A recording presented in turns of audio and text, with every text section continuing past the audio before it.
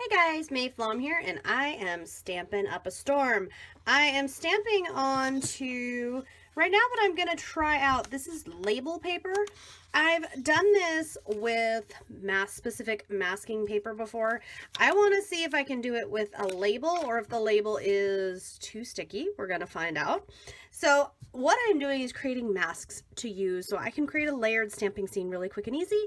And I'm going to use my ScanNCut to do that. I've done this before, but I know I get so many requests for this kind of a project and video. I'm going to show you real quick how to do that again. So we're going to go into Scan, and because we don't want to create a cut file, because what we want to do is we want to directly cut this out. I'm putting my blade down to about 3. That should do it. Doesn't need a whole lot. This is a pretty thin paper, but we want a direct cut because we want to cut exactly what I have down here. We're going to go ahead and do that. Press the machine, and it's in grayscale, which is fine because this is all black ink, and push start. Then I'm going to pull this in way in so that none of the other stuff is showing up, and say okay by preview. And everything looks great. If I need to verify anything, I can just zoom in and make sure that everybody looks okay. But I can tell all the outlines are great. I'm going to close this, say okay. Guys, that really is all that there is to it. The ScanNCut makes this so very simple. And now cut, and it'll cut everything out for us. Now the key here is, and in this case, guys, set at 3, it actually cut all the way through everything, which is fine with me because I was actually aiming for that because I wanted to see where I wanted to be able to use the masks to look at where I want everything on my paper. So looking at this, what I'm actually going to do is I'm actually going to use a much smaller piece of paper here. And then what I will do is mount this onto colored cardstock. So I want to leave room for my sentiment underneath. I'm keeping that in mind, but I'm just setting everything up, and I'm setting everything up so that I can see where I want to stamp, but I can also see in what orders, because what you have to do is think kind of backwards here. You have to stamp. So for example, this little treat will be stamped first. Then I will need to stamp the witch's hat and stamp the little puppy dog last, which can be a little confusing, but it helps if you know where you're doing the stamping and, you know, if you can kind of lay it out. So that's been really helpful. I'm going to move these guys off to the side now, and I'm going to start on the far side with our little guy that's got the hot dog, the little hot dog with the hot dog costume. And I'll hold this up right above so I can see where I want to stamp it, and I am going to stamp one dog at a time. I'm using a permanent ink so that when I go to color these in, we don't have issues, and I can see that right about there ought to work. So I'll just stamp that. Now I'm using a permanent ink. The other thing I do is I will let that dry for a second before I move on and stamp my little doggy here. And remember, we're also going to want to then take this, and it makes it a little trickier that I put it all the way through, but it should be okay. And we don't need to press this down really super hard. We just need it to set onto there. And then repeat with every single stamp. Okay, so you can really get with the clear. I know my stamp block has some mess to it, but I can see perfectly well.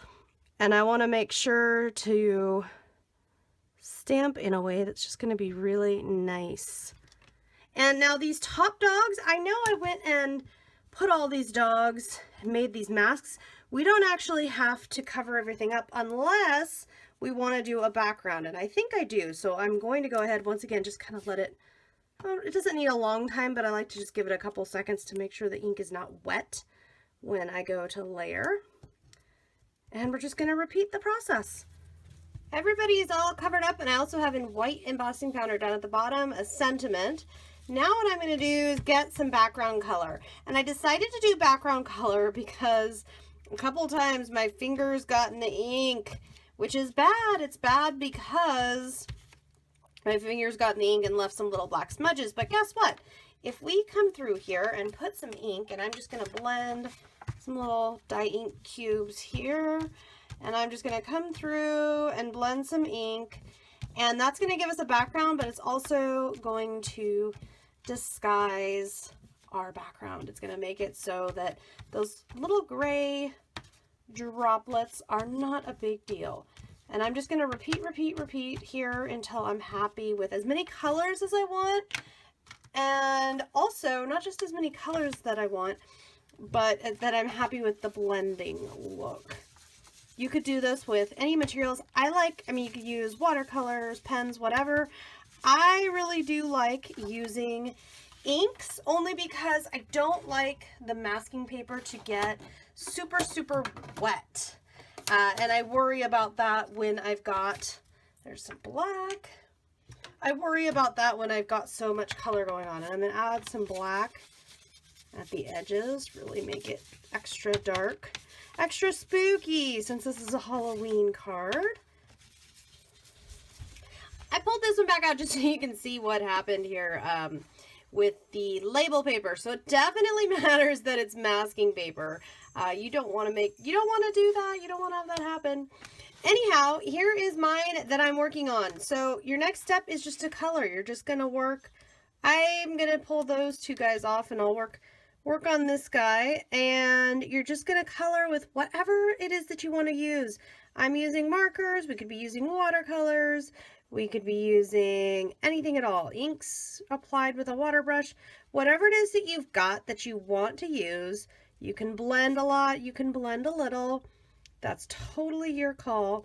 But you're just going to color one thing at a time until you're happy. Now I'm going to go ahead and color these two guys the same base color, because I can come in with darker browns and add shading so that it's a little more variety. But I just love, love, love how easy it is to do this and to make it an interesting little scene.